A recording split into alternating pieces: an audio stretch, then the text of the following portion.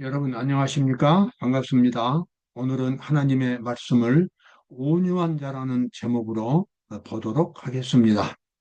온유한 자는 따뜻하고 부드러운 것 같은 의미지요. 그러나 이 성경적으로 온유한 자는 아주 중요한 이 구원의 핵심을 담고 있는 단어입니다. 자아가 완전히 죽고 그리스도의 그리스도의 정신과 사랑으로만 완전히 구성되어 있는 마음의 상태, 인격, 바로 그것이 온유가 되겠습니다. 그래서 이 온유는 참으로 아름다운 하늘 백성의 특징입니다. 우리가 어떤 사람을 보았을 때에, 저 사람은 크리스찬이구나. 이렇게 느껴지는 그 첫 번째 특징이 바로 온유라고 하는 것입니다. 자기 자아가 완전히 죽고 그리스도의 정신으로만 형성되어 있는 사람. 그러니 그 사람에게는 예수님의 모습이 그 말과 행동에서 밖으로 비쳐 나오게 됩니다. 그 사람의 목적도 모두가 다 그리스도에게 초점이 맞춰져 있습니다.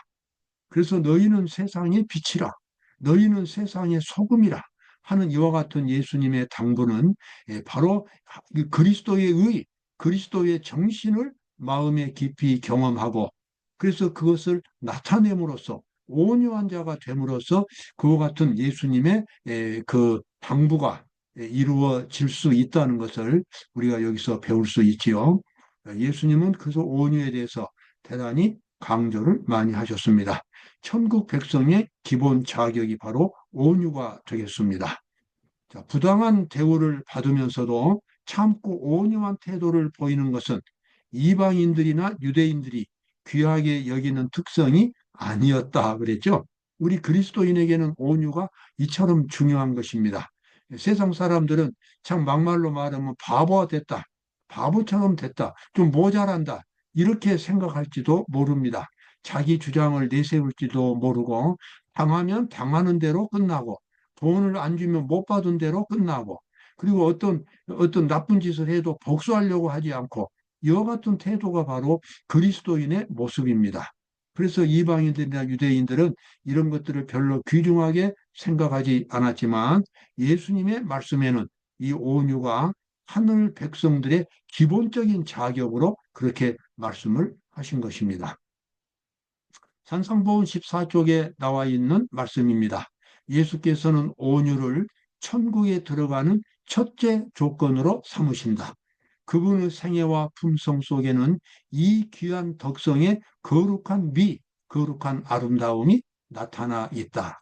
예수님의 모습 속에서는 온유라고 하는 이 아름다운 품성이 아주 풍부하게 비쳐 나오는 것입니다.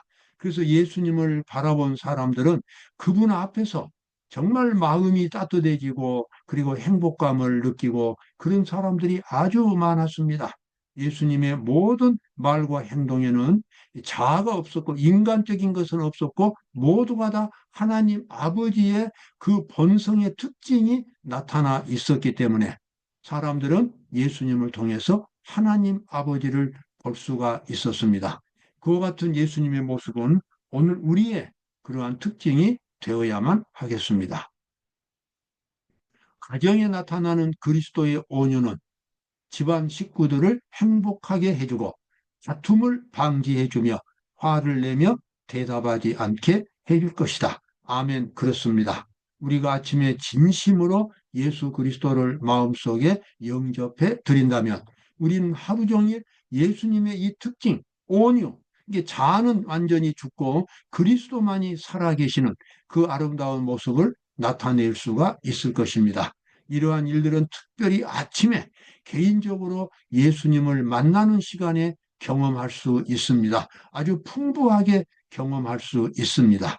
그리고 그 사람이 가정에 있든지 직장에 있든지 또는 사회에 있든지 간에 그곳에서 다른 많은 사람들에게 예수 그리스도의 거룩한 모습을 보여줄 수 있을 것입니다. 역시 산상보훈 17쪽에 나와 있는 말씀이죠.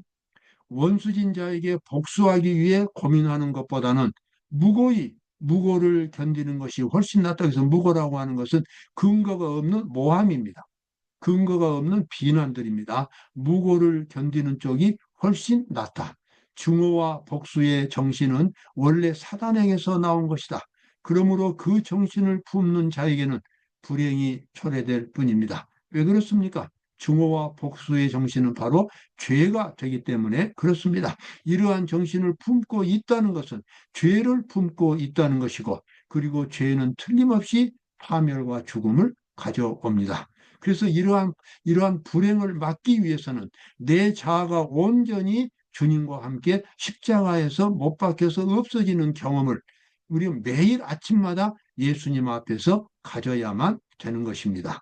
그렇게 함으로써 우리는 아주 아름다운 그리스도인의 특징, 온유한 정신을 나타낼 수가 있습니다.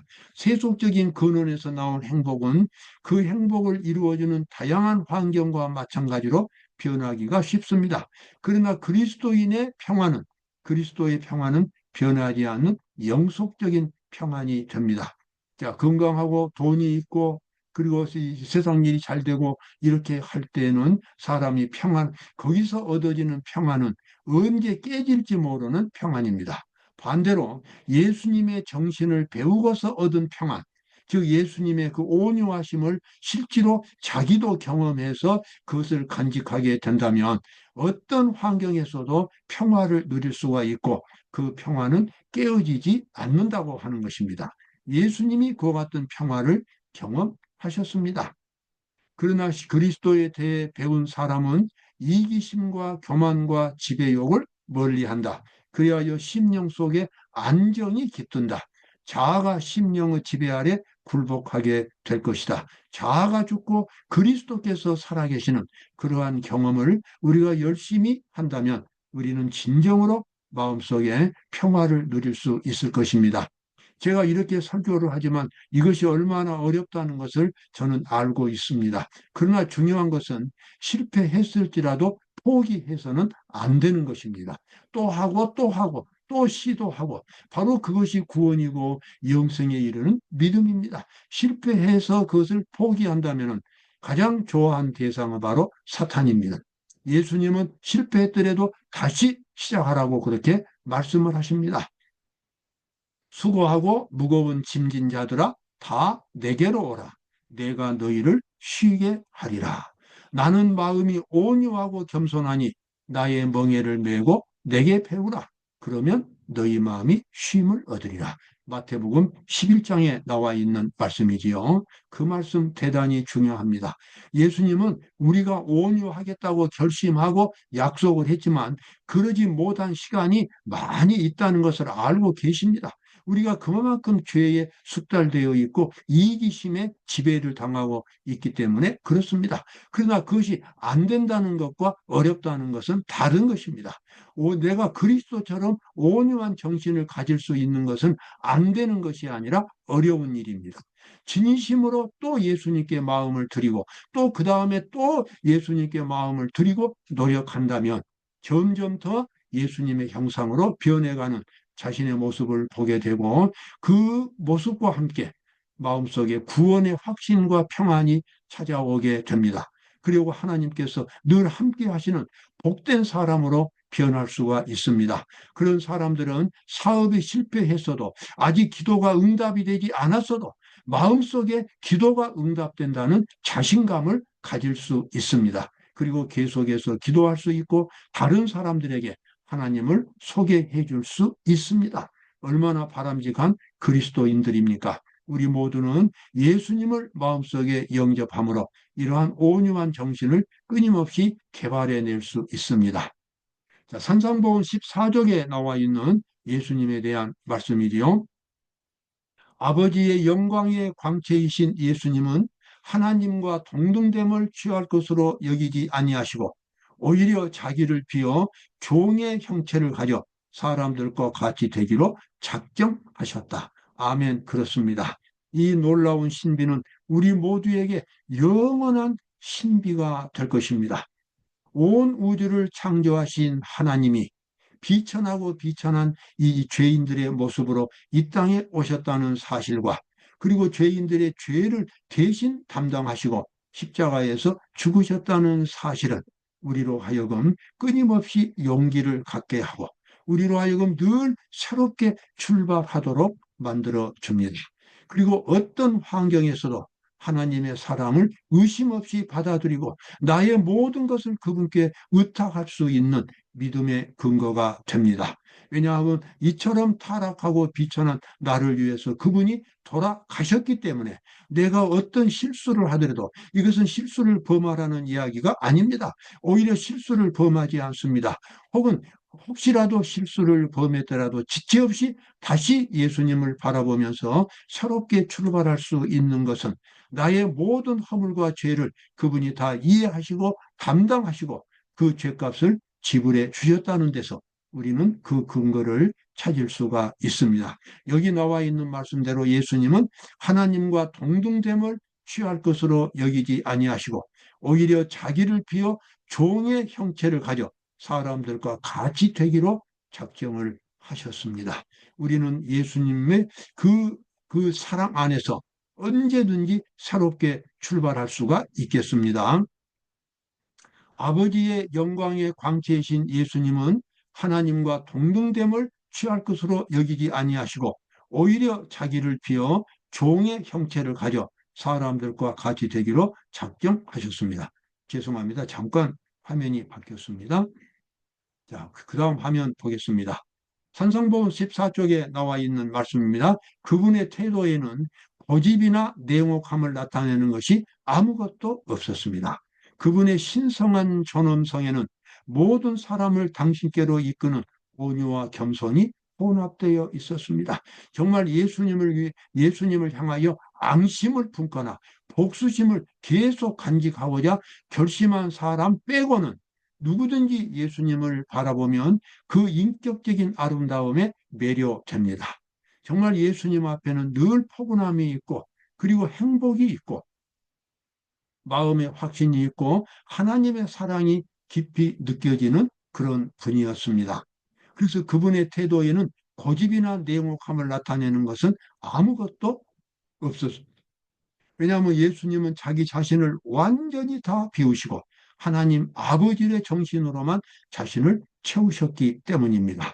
우리도 우리 자신을 완전히 이 부끄럽고 추악한 죄인인 자기 자신을 완전히 다 버리고 예수님의 정신으로만 채워진다면 우리도 예수님처럼 사람들에게 아름다운 모습을 보여줄 수 있을 것입니다.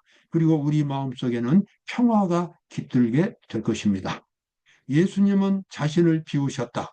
그래서 그분께서 하시는 일에는 어디에도 자아가 나타나지 않았다. 그분은 모든 것을 아버지의 뜻에 따라 하셨다. 우리가 반드시 배워야 할 신앙의 자세, 바로 예수님은 그것을 우리에게 보여주십니다. 내 마음대로 살기 위해서 내가 예수님을 믿는 것이 아닙니다. 내 마음대로 살면 그것은 죄인의 길이고 멸망의 길이뿐입니다. 내가 내 자신대로 사는 것이 아니라 예수님대로 산다고 하는 것은 생명의 길을 가는 것입니다. 영생으로 가는 길이고 그 길이 바로 천국의 길입니다. 나와 예수님을 어찌 비교할 수 있겠습니까? 나는 추악하고 더럽고 위험하고 그리고 부끄러운 이 존재일 뿐입니다. 그러나 예수님은 영원 전부터 아름답고 영원하신 분입니다. 내가 예수님을 나타낼 수만 있다면 나는 어디에서나 사람들로부터 존경을 받게 되고 행복한 사람이 될 수가 있을 것입니다. 생애의 온갖 미천한 경험을 통하여 그분께서는 사람들과 함께 다니시되 왕으로서 충성을 요구하지 않으시고 오히려 다른 사람들에게 봉사하는 것을 사명으로 여기는 자가 되셨다. 아름다운 그리스도의 삶이 되겠습니다. 우리는 예수님을 바라보며 그분의 인도하시는 음성에 귀를 기울인 채 그분의 손이 우리를 이끌어 주시기를 기다립니다. 우리는 예수님과 같은 마음으로 예수님께 온전히 순종하는 마음의 자세를 지키면서 예수님께서 나의 앞길을 인도하실 것을 믿고 내가 할 수 있는 최선의 일을 다할 때에 우리는 틀림없이 예수님께서 인도하시는 그러한 길로 나아가게 될 것이고 우리 앞에 꼬여 있는 수많은 문제들이 해결되기 시작할 것입니다. 그것은 바로 나의 지혜나 나의 능력으로 되는 것이 아니라 예수님의 능력으로 되기 때문에 그렇습니다. 그와 같은 마음의 자세를 가질 수 있는 것은 내가 온전히 예수님께 순종했을 때에, 내가 온유한 정신을 가졌을 때에, 내가 살아있는 것이 아니라 예수님이 살아계신다고 하는 그 진정한 온유한 신앙의 자세를 가졌을 때에 모든 문제는, 나에게 있었던 모든 문제는 응답이 되고 나의 기도는 또 응답이 될 것입니다. 그런 분께서 이제 우리에게 명령하신다. 나는 마음이 온유하고 겸손하니 나의 멍에를 메고 내게 배우라. 예, 우리가 끊임없이 날마다 예수님의 정신을 새롭게 배워야만 할 것입니다. 어떻게 배웁니까? 성경을 통해서 배우고 기도를 통해서 배웁니다. 기도를 통해서 배울 때는 예수님이 성령께서 우리 마음속에 말씀하시는 것입니다.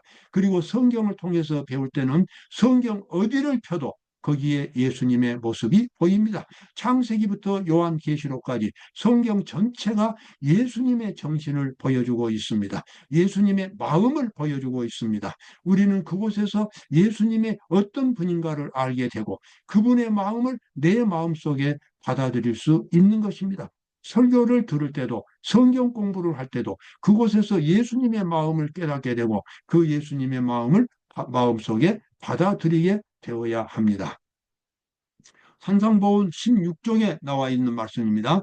우리의 평화를 깨뜨리는 것은 자신에 대한 사랑이다. 자아가 살아있는 동안에는 언제나 그것이 굴욕과 모욕을 당하지 않도록 하기 위하여 방어 태세를 취하게 된다. 맞는 이야기죠. 자아가 살아있을 때에 상대방을 미워하게 되고 투쟁하게 되고 자기를 이렇게 대우한 것에 대해서 원한을 품게 됩니다. 그러나 자기 자신이 완전히 죽고 그리스도의 정신만을 갖는 온유한 덕성을 갖춘다면 그 같은 쓸데없는 투쟁, 불행한 투쟁은 일어나지 않게 될 것입니다. 우리가 자랑으로 여기는 자립과 자조는 사단의 속박의 표로서 참으로 비열한 것으로 나타납니다. 사람의 본성을 보면 언제나 자기 과실을 위해 애쓰고 투쟁하고 준비한다는 사실을 알게 됩니다. 자아가 있는 곳에 말이 많아집니다. 교회에서 직원회를 할 때도 1시간, 2시간 길게 이야기를 하는 것은 겉으로는 하나님의 사업을 한다고 하지만 실제로는 자기의 자존심을 지키기 위해서 그렇게 하는 것이고, 교회에서 교인들이 서로 또 알력이 있는 것도 자아가 살아있기 때문에 그렇습니다. 이 부끄러운 자아는 끊임없이 날마다 새롭게 그리스도 안에서 그리스도의 정신으로 바꿔져야만 합니다. 자, 그리스도께서는 당신이 그러신 것처럼 우리도 승리해야 한다고 말씀하신다. 온유한 자가 땅을 차지하게 될 때 우리는 겸손과 극기를 통하여 그분의 후사가 될 수 있다. 예수님께서는 온유한 자가 땅을 차지한다고 말씀했는데 여기서 마음이란 말로 바꾸면 더 의미가 분명해집니다. 온유한 자가 사람의 마음을 지배하게 됩니다. 사람들은 온유한 자에게 매력을 느낍니다. 냉혹하고 엄격한 사람이 아니라 늘 부드럽게 용서해주고 자기의 인격을 존중해주는 사람 앞에서 스스로 굴복을 하기 때문에 그렇습니다. 온유한 자가 마음을 지배한다.